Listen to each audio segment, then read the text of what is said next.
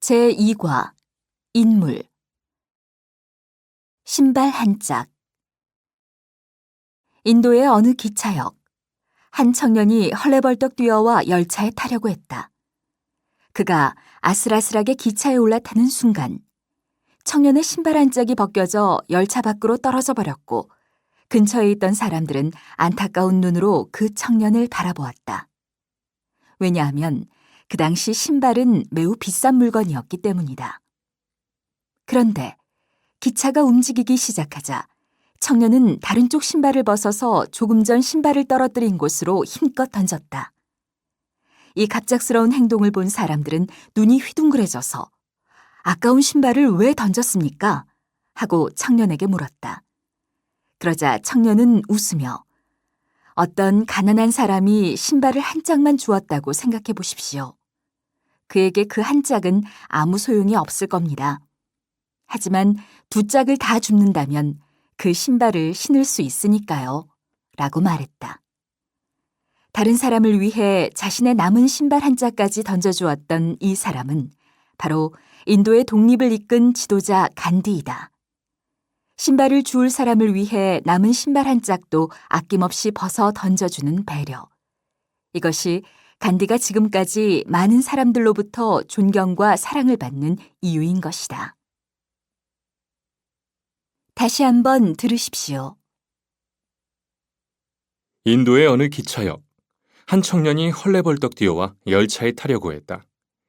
그가 아슬아슬하게 기차에 올라타는 순간 청년의 신발 한 짝이 벗겨져 열차 밖으로 떨어져 버렸고 근처에 있던 사람들은 안타까운 눈으로 그 청년을 바라보았다. 왜냐하면 그 당시 신발은 매우 비싼 물건이었기 때문이다. 그런데 기차가 움직이기 시작하자 청년은 다른 쪽 신발을 벗어서 조금 전 신발을 떨어뜨린 곳으로 힘껏 던졌다. 이 갑작스러운 행동을 본 사람들은 눈이 휘둥그레져서 아까운 신발을 왜 던졌습니까? 하고 청년에게 물었다. 그러자 청년은 웃으며 어떤 가난한 사람이 신발을 한 짝만 주었다고 생각해 보십시오. 그에게 그 한 짝은 아무 소용이 없을 겁니다. 하지만 두 짝을 다 줍는다면 그 신발을 신을 수 있으니까요. 라고 말했다. 다른 사람을 위해 자신의 남은 신발 한 짝까지 던져주었던 이 사람은 바로 인도의 독립을 이끈 지도자 간디이다. 신발을 주울 사람을 위해 남은 신발 한 짝도 아낌없이 벗어 던져주는 배려. 이것이 간디가 지금까지 많은 사람들로부터 존경과 사랑을 받는 이유인 것이다.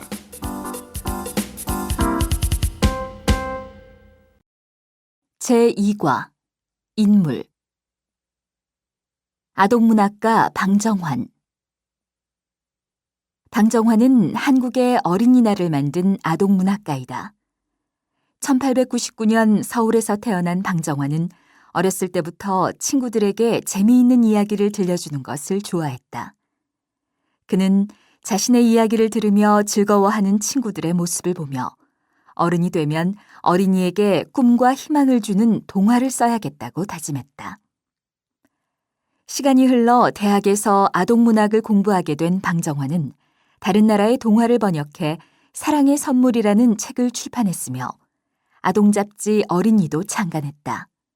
그리고 하루만이라도 어린이들이 마음껏 웃고 행복하게 지내기를 바라는 마음으로 5월 1일을 어린이날로 지정했다. 그리고 아동보호운동을 통해 어린이는 나라의 미래고 희망이며 가장 먼저 보호받아야 하는 존재라는 것을 알리려고 노력했다. 이렇게 어린이를 위한 일이라면 몸을 아끼지 않았던 방정환은 안타깝게도 어린이를 두고 가니 잘 부탁합니다라는 유언을 남기고 33년의 짧은 생을 마감했다.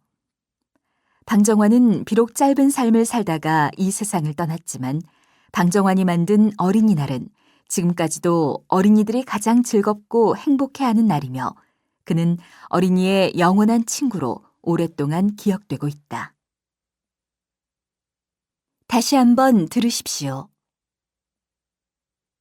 방정환은 한국의 어린이날을 만든 아동문학가이다. 1899년 서울에서 태어난 방정환은 어렸을 때부터 친구들에게 재미있는 이야기를 들려주는 것을 좋아했다. 그는 자신의 이야기를 들으며 즐거워하는 친구들의 모습을 보며 어른이 되면 어린이에게 꿈과 희망을 주는 동화를 써야겠다고 다짐했다.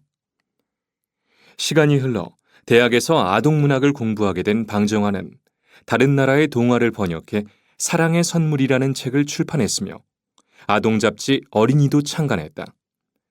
그리고 하루만이라도 어린이들이 마음껏 웃고 행복하게 지내기를 바라는 마음으로 5월 1일을 어린이날로 지정했다.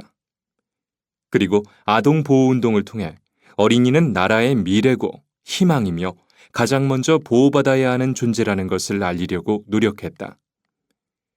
이렇게 어린이를 위한 일이라면 몸을 아끼지 않았던 방정환은 안타깝게도 어린이를 두고 가니 잘 부탁합니다 라는 유언을 남기고 33년의 짧은 생을 마감했다. 방정환은 비록 짧은 삶을 살다가 이 세상을 떠났지만 방정환이 만든 어린이날은 지금까지도 어린이들이 가장 즐겁고 행복해하는 날이며 그는 어린이의 영원한 친구로 오랫동안 기억되고 있다.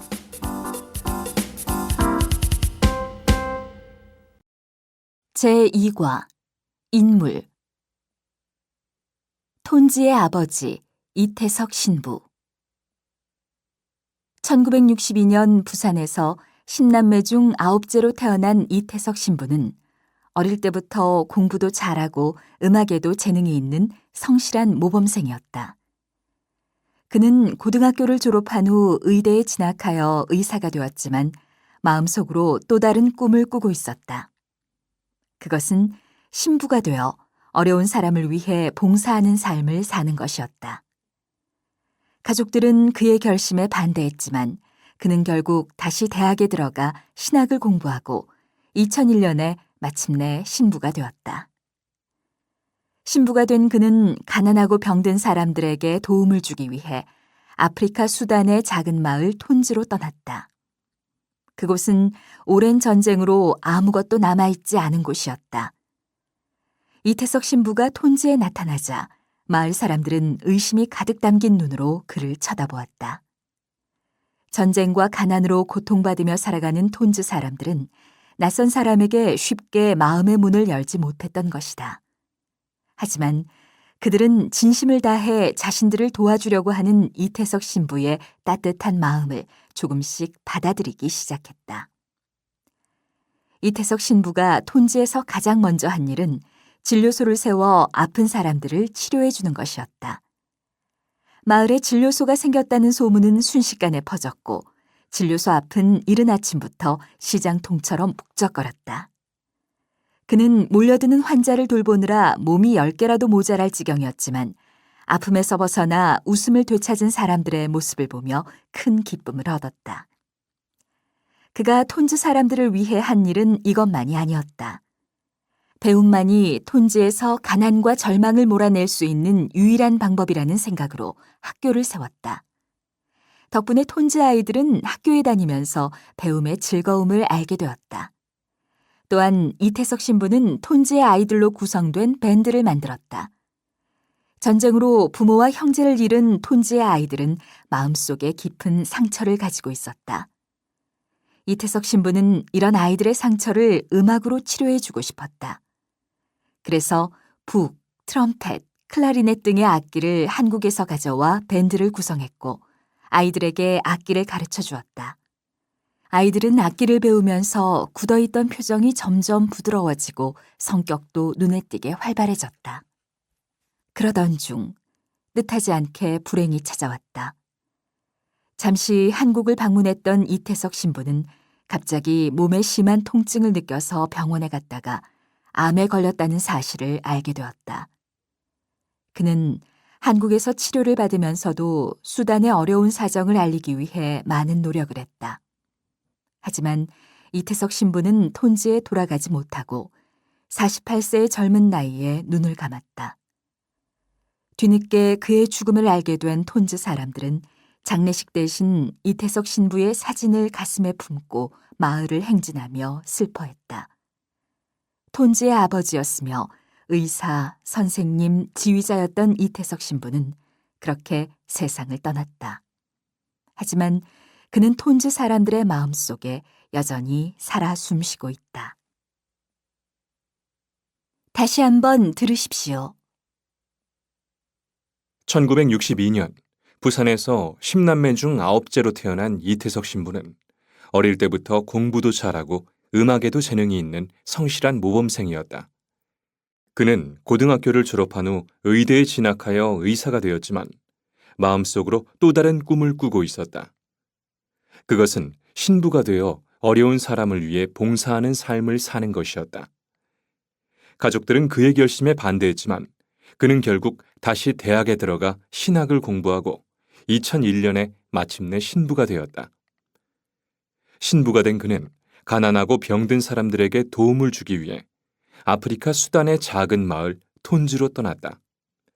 그곳은 오랜 전쟁으로 아무것도 남아있지 않은 곳이었다. 이태석 신부가 톤즈에 나타나자 마을 사람들은 의심이 가득 담긴 눈으로 그를 쳐다보았다. 전쟁과 가난으로 고통받으며 살아가는 톤즈 사람들은 낯선 사람에게 쉽게 마음의 문을 열지 못했던 것이다. 하지만 그들은 진심을 다해 자신들을 도와주려고 하는 이태석 신부의 따뜻한 마음을 조금씩 받아들이기 시작했다. 이태석 신부가 톤즈에서 가장 먼저 한 일은 진료소를 세워 아픈 사람들을 치료해 주는 것이었다. 마을에 진료소가 생겼다는 소문은 순식간에 퍼졌고 진료소 앞은 이른 아침부터 시장통처럼 북적거렸다. 그는 몰려드는 환자를 돌보느라 몸이 10개라도 모자랄 지경이었지만 아픔에서 벗어나 웃음을 되찾은 사람들의 모습을 보며 큰 기쁨을 얻었다. 그가 톤즈 사람들을 위해 한 일은 이것만이 아니었다. 배움만이 톤즈에서 가난과 절망을 몰아낼 수 있는 유일한 방법이라는 생각으로 학교를 세웠다. 덕분에 톤즈 아이들은 학교에 다니면서 배움의 즐거움을 알게 되었다. 또한 이태석 신부는 톤즈의 아이들로 구성된 밴드를 만들었다. 전쟁으로 부모와 형제를 잃은 톤즈의 아이들은 마음속에 깊은 상처를 가지고 있었다. 이태석 신부는 이런 아이들의 상처를 음악으로 치료해주고 싶었다. 그래서 북, 트럼펫, 클라리넷 등의 악기를 한국에서 가져와 밴드를 구성했고 아이들에게 악기를 가르쳐 주었다. 아이들은 악기를 배우면서 굳어있던 표정이 점점 부드러워지고 성격도 눈에 띄게 활발해졌다. 그러던 중 뜻하지 않게 불행이 찾아왔다. 잠시 한국을 방문했던 이태석 신부는 갑자기 몸에 심한 통증을 느껴서 병원에 갔다가 암에 걸렸다는 사실을 알게 되었다. 그는 한국에서 치료를 받으면서도 수단의 어려운 사정을 알리기 위해 많은 노력을 했다. 하지만 이태석 신부는 톤즈에 돌아가지 못하고 48세의 젊은 나이에 눈을 감았다. 뒤늦게 그의 죽음을 알게 된 톤즈 사람들은 장례식 대신 이태석 신부의 사진을 가슴에 품고 마을을 행진하며 슬퍼했다. 톤즈의 아버지였으며 의사, 선생님, 지휘자였던 이태석 신부는 그렇게 세상을 떠났다. 하지만 그는 톤즈 사람들의 마음속에 여전히 살아 숨쉬고 있다. 제2과 인물 활동 화폐 속의 인물들 한국에서 통용되고 있는 화폐에는 10원, 50원, 100원, 500원짜리 동전과 1000원, 5000원, 만원, 5만원짜리 지폐가 있다. 그리고 한국의 화폐에는 한국을 대표하는 상징물이나 역사적인 인물의 초상이 그려져 있다. 이 중에서 화폐에 그려져 있는 인물들을 살펴보면 100원짜리 동전에는 조선시대의 유명한 해군 사령관인 이순신 장군의 초상이 그려져 있다. 1000원과 5000원짜리 지폐에는 각각 퇴계 이황과 율곡 이이가 그려져 있는데 이들은 모두 조선시대에 존경받는 학자들로 독창적인 한국 철학의 체계를 세우는데 공헌한 인물들이다.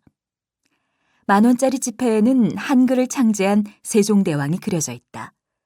마지막으로 5만원짜리 지폐에는 조선시대의 여류 문인이자 화가였던 신사임당이 그려져 있는데 그녀는 5,000원짜리 지폐에 그려져 있는 율곡 이이를 대학자로 키워내 한국의 훌륭한 어머니상으로도 여겨지는 인물이다. 다시 한번 들으십시오. 한국에서 통용되고 있는 화폐에는 10원, 50원, 100원, 500원짜리 동전과 1,000원, 5,000원, 만원, 5만원짜리 지폐가 있다. 그리고 한국의 화폐에는 한국을 대표하는 상징물이나 역사적인 인물의 초상이 그려져 있다. 이 중에서 화폐에 그려져 있는 인물들을 살펴보면 100원짜리 동전에는 조선시대의 유명한 해군 사령관인 이순신 장군의 초상이 그려져 있다. 1,000원과 5,000원짜리 지폐에는 각각 퇴계 이황과 율곡 이이가 그려져 있는데 이들은 모두 조선시대에 존경받는 학자들로 독창적인 한국 철학의 체계를 세우는 데 공헌한 인물들이다. 10,000원짜리 지폐에는 한글을 창제한 세종대왕이 그려져 있다. 마지막으로 50,000원짜리 지폐에는 조선시대의 여류문인이자 화가였던 신사임당이 그려져 있는데 그녀는 5,000원짜리 지폐에 그려져 있는 율곡 이이를 대학자로 키워내 한국의 훌륭한 어머니상으로도 여겨지는 인물이다.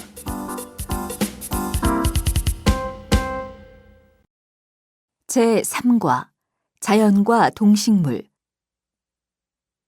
북극의 사냥꾼 유명 콜라 광고에 등장하여 우리에게 매우 친근하게 느껴지는 동물이 있다. 바로 추운 극지방에 살고 있는 북극곰이다. 북극곰의 가장 큰 특징은 하얗고 풍성한 털을 가지고 있다는 것이다.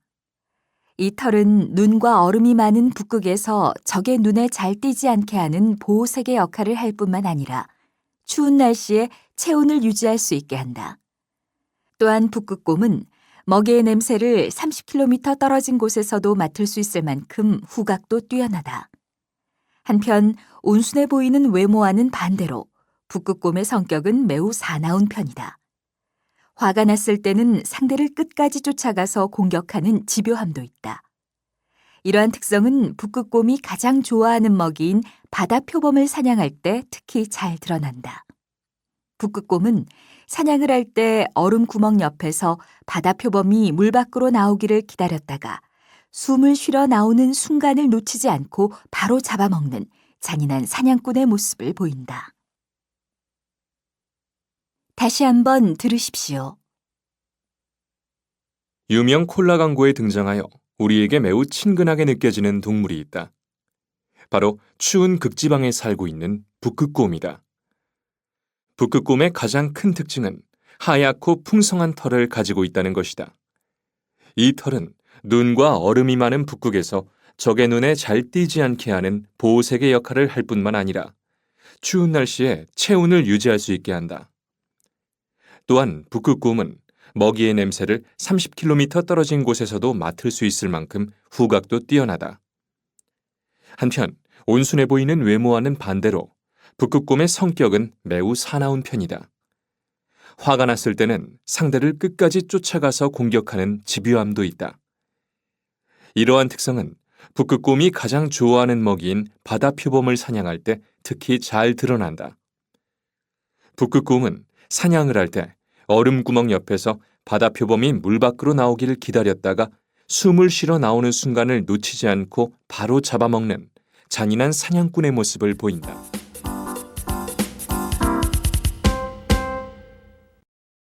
제3과 자연과 동식물 도도새의 멸종 어떤 생물이 자손을 남기지 않고 지구상에서 완전히 사라지는 것을 멸종이라고 한다. 과거에는 주로 급격한 기후변화와 같은 자연현상 때문에 동식물이 멸종되었다. 하지만 현재는 인간의 잘못된 행동이 동식물 멸종의 가장 큰 원인이 되고 있는데 대표적인 사례로 도도새의 멸종을 꼽을 수 있다. 인도양의 모리셔스 섬에 살던 도도새는 먹이가 풍부하고 포식자가 없는 서식 환경으로 인해 20kg이 넘는 큰 몸집을 가지게 되었다. 그런데 16세기 초, 이 섬에 새로 들어온 사람들은 식량이 필요했고 몸이 무거워 날지 못했던 도도새를 무분별하게 사냥하기 시작했다. 결국 도도새는 100년도 지나지 않아 멸종되고 말았다. 이후 이 섬에 있던 카바리아 나무도 얼마 지나지 않아 멸종되었는데 그 원인은 바로 도도새가 사라졌기 때문이었다. 카바리아 나무는 도도새가 열매를 먹고 그 씨앗을 배설하는 과정을 통해 번식할 수 있었다. 그러나 도도새가 멸종하게 되자 나무의 수가 급격히 감소하게 된 것이었다. 이처럼 생태계의 모든 생물들은 서로 상호 의존적인 관계에 있기 때문에 한 생물의 멸종이 다른 생물의 멸종 원인이 되기도 한다. 다시 한번 들으십시오. 어떤 생물이 자손을 남기지 않고 지구상에서 완전히 사라지는 것을 멸종이라고 한다.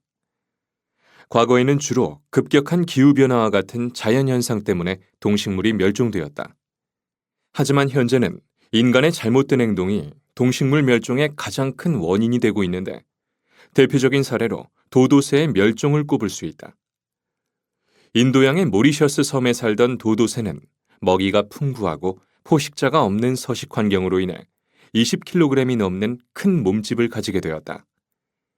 그런데 16세기 초 이 섬에 새로 들어온 사람들은 식량이 필요했고 몸이 무거워 날지 못했던 도도새를 무분별하게 사냥하기 시작했다. 결국 도도새는 100년도 지나지 않아 멸종되고 말았다. 이후 이 섬에 있던 카바리아 나무도 얼마 지나지 않아 멸종되었는데 그 원인은 바로 도도새가 사라졌기 때문이었다. 카바리아 나무는 도도새가 열매를 먹고 그 씨앗을 배설하는 과정을 통해 번식할 수 있었다. 그러나 도도새가 멸종하게 되자 나무의 수가 급격히 감소하게 된 것이었다. 이처럼 생태계의 모든 생물들은 서로 상호 의존적인 관계에 있기 때문에 한 생물의 멸종이 다른 생물의 멸종 원인이 되기도 한다.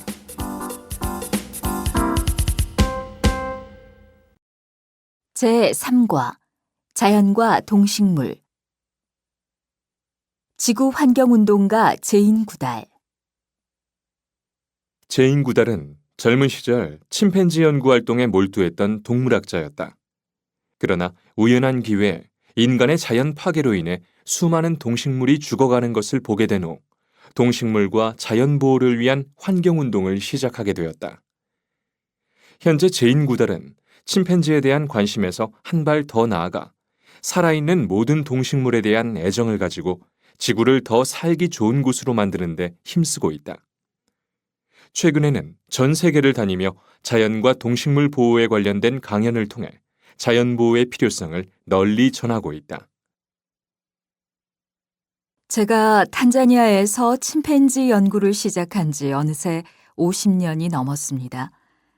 처음 아프리카에 갔을 때는 그곳에 침팬지가 100만 마리 정도 있었는데 지금은 30만 마리도 안 됩니다.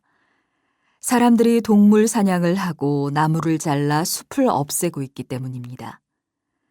이처럼 사람들이 식량을 마련하거나 좀 더 편리하게 살겠다는 이유로 자연을 파괴한 탓에 지금 이 시간에도 많은 동식물이 지구에서 사라지고 있습니다. 잘 알고 계시겠지만 저의 원래 직업은 동물학자였습니다. 침팬지 연구에만 매달려 있던 제가 갑자기 환경운동을 시작하게 된 것은 1986년에 참석했던 한 학회에서부터였습니다. 그곳에서 우연히 무분별한 침팬지 사냥과 매매 그리고 동물 실험용 침팬지들의 비참한 현실을 보고 그때부터 저는 동물들의 권리 보호를 위한 활동을 시작하게 되었습니다. 또 이런 활동을 하다 보니 환경오염으로 인한 동물들의 서식지 파괴가 심각하다는 것을 알았고 점점 더 관심 분야를 넓혀 자연과 동식물을 보호하기 위한 여러 활동을 하게 되었습니다. 환경운동가로 활동하게 된 이후에 저는 세계 곳곳을 다니며 인간의 잘못으로 인한 환경 파괴가 우리가 사는 지구에 얼마나 큰 피해를 주는지 알리기 위해 노력하고 있습니다. 여러분들도 잘 알고 계시듯이 지금 전 세계적으로 환경 문제가 아주 심각합니다. 나무가 사라지고 깨끗한 공기와 물이 줄어들고 있습니다. 우리가 아무 생각 없이 하는 많은 행동들이 얼마나 자연을 오염시키고 있습니까? 이 모든 것들은 자연과 동식물의 다양성을 없앨 뿐만 아니라 우리 자신에게도 큰 피해를 줄 수 있습니다. 흔히 환경 문제에 대해 말할 때 지구온난화를 많이 언급합니다. 우리가 생활 중에 무심코 발생시키는 매연이나 쓰레기로 인한 지구온난화 현상 때문에 지구 곳곳에서 이상기후가 나타나게 되고 이 때문에 홍수, 가뭄, 지진 등이 발생하여 많은 사람과 동식물이 피해를 입고 있습니다. 또한 남극과 북극의 빙하가 녹으면서 극지방에 사는 북극곰과 펭귄도 먹이와 살 곳을 잃어가고 있습니다. 예전에는 아프리카에 가면 여러 동물들의 울음소리를 들을 수 있었는데 지금은 그런 소리를 거의 들을 수 없습니다. 지구 전체가 마찬가지입니다. 인간은 지구에서 가장 똑똑한 생물이라고 하는데 왜 이렇게 자기가 사는 환경을 파괴하고 있을까요? 이제 우리는 지구를 구하기 위한 해결 방법을 찾아야 합니다. 여기에 있는 우리 모두가 자연과 동식물을 보호하기 위해 실천할 수 있는 많은 것들이 있습니다. 동물을 사냥해서 만든 제품을 구입하지 않고 일회용품을 사용하지 않으며 생활 쓰레기를 줄여서 환경 오염을 막는 것 등 우리가 할 수 있는 것이 생각보다 아주 많습니다. 환경을 오염시키지 않고 자연과 동식물을 보호하는 것은 우리 세대만을 위한 일이 아닙니다. 그것은 우리의 아이들과 지구의 미래를 위한 일이라는 것을 명심해야 합니다. 다시 한번 들으십시오. 제인 구달은 젊은 시절 침팬지 연구 활동에 몰두했던 동물학자였다.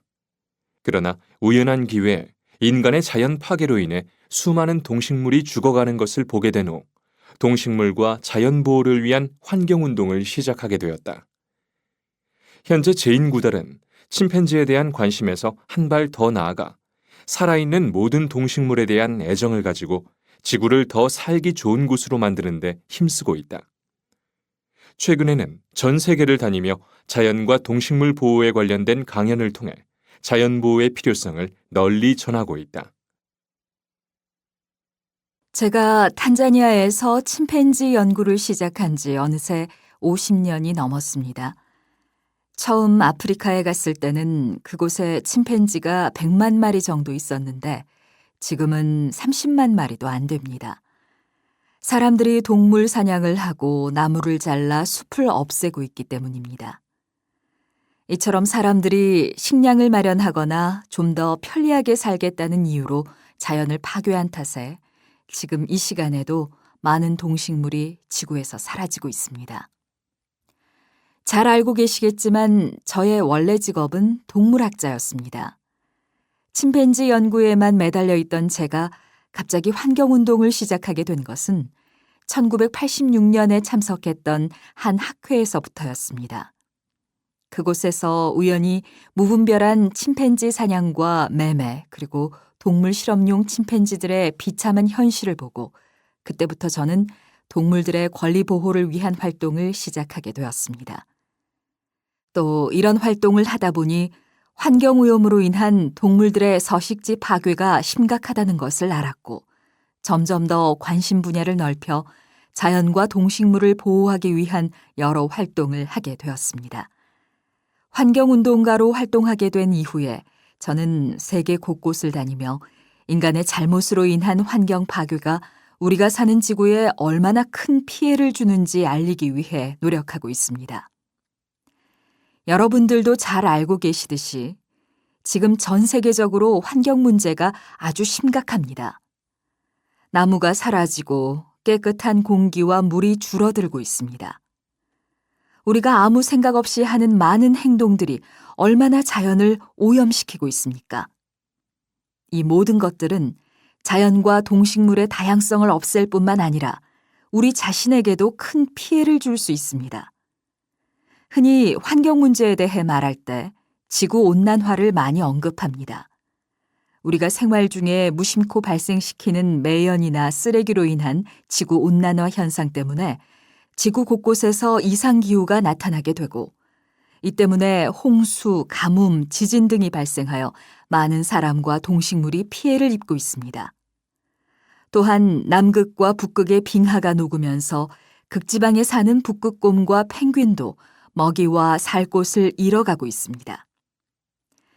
예전에는 아프리카에 가면 여러 동물들의 울음소리를 들을 수 있었는데 지금은 그런 소리를 거의 들을 수 없습니다. 지구 전체가 마찬가지입니다. 인간은 지구에서 가장 똑똑한 생물이라고 하는데 왜 이렇게 자기가 사는 환경을 파괴하고 있을까요? 이제 우리는 지구를 구하기 위한 해결 방법을 찾아야 합니다. 여기에 있는 우리 모두가 자연과 동식물을 보호하기 위해 실천할 수 있는 많은 것들이 있습니다. 동물을 사냥해서 만든 제품을 구입하지 않고 일회용품을 사용하지 않으며 생활 쓰레기를 줄여서 환경 오염을 막는 것 등 우리가 할 수 있는 것이 생각보다 아주 많습니다. 환경을 오염시키지 않고 자연과 동식물을 보호하는 것은 우리 세대만을 위한 일이 아닙니다. 그것은 우리의 아이들과 지구의 미래를 위한 일이라는 것을 명심해야 합니다. 제3과 자연과 동식물 활동 무병장수의 상징물 예로부터 오래 산다고 믿는 10가지 생물을 십장생이라고 하는데 십장생에는 해, 산, 물, 돌, 구름, 소나무, 불로초, 거북, 학, 사슴이 있다. 옛사람들은 이러한 십장생을 그림, 조각, 시문, 자수 등에 그려 넣어 무병장수를 기원하였다. 조선시대에는 새해가 되면 십장생 그림을 궁 안에 걸어놓고 왕의 무병장수를 비는 풍습이 있었으며 큰 공을 세운 신하들에게 십장생도를 선물하기도 하였다. 십장생의 종류는 그림에 따라 조금씩 달랐는데 일부 그림에서는 몇 종류가 제외되거나 다른 것이 추가되기도 했다. 예를 들어 창덕궁에 있는 십장생도에는 10가지 십장생물에 대나무와 복숭아가 추가되어 있으며 경복궁 자경전에 있는 십장생 문양에는 대나무, 국화, 연꽃, 포도가 추가되어 있다. 다시 한번 들으십시오. 예로부터 오래 산다고 믿는 10가지 생물을 십장생이라고 하는데 십장생에는 해, 산, 물, 돌, 구름, 소나무, 불로초, 거북, 학, 사슴이 있다. 옛사람들은 이러한 십장생을 그림, 조각, 시문, 자수 등에 그려 넣어 무병장수를 기원하였다. 조선시대에는 새해가 되면 십장생 그림을 궁 안에 걸어놓고 왕의 무병장수를 비는 풍습이 있었으며 큰 공을 세운 신하들에게 십장생도를 선물하기도 하였다. 십장생의 종류는 그림에 따라 조금씩 달랐는데 일부 그림에서는 몇 종류가 제외되거나 다른 것이 추가되기도 했다. 예를 들어 창덕궁에 있는 십장생도에는 10가지 십장생물에 대나무와 복숭아가 추가되어 있으며 경복궁 자경전에 있는 십장생 문양에는 대나무, 국화, 연꽃, 포도가 추가되어 있다.